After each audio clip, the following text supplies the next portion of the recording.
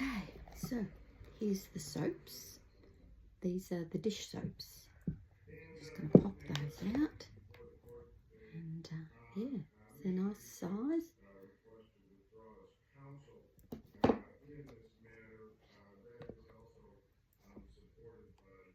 That's a really firm soap too. So I have read that coconut oil and castor oil make a really firm soap.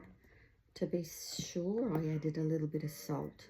So yeah. So I'm going to pair these up with some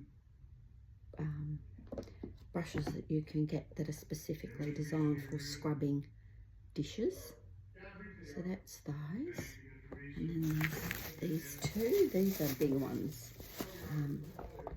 They're a bit big, I think. So I might actually, I'm not sure, I might just cut them in half if I can cut them, because they feel really hard. Wow. Yeah, they're big. They'd be good in the laundry. I believe you can use it in the laundry as well. And I have also heard you can wash makeup brushes. So we'll look at a bit more information on that before we advocate for that. And I might actually give it a try. I've got some makeup brushes that could use a wash. So let's, yeah, because they're really big. So they're probably better in a laundry. I'm heard coconut oil's great for stain removal. So we might have to give that a bit of a test.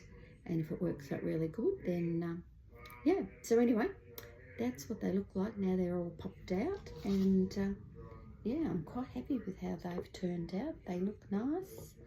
They look like a nice, they're a nice shape, these ones. And the dish, you can get a dish to sit them on. And you put the brush at the top and use that to scrub up anything, pots, pans.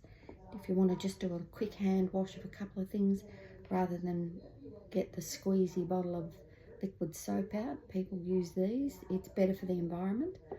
So there they are, the dish soap bars made with fresh orange juice, and they do have a little tinge of orange, and I put a little tiny bit of lemon myrtle, but I actually think I can smell the orange more than I can the lemon myrtle, so that's interesting. So fresh orange juice in there as well. Anyway, I hope you're all having a great day, and I hope you enjoyed hearing about dish soap.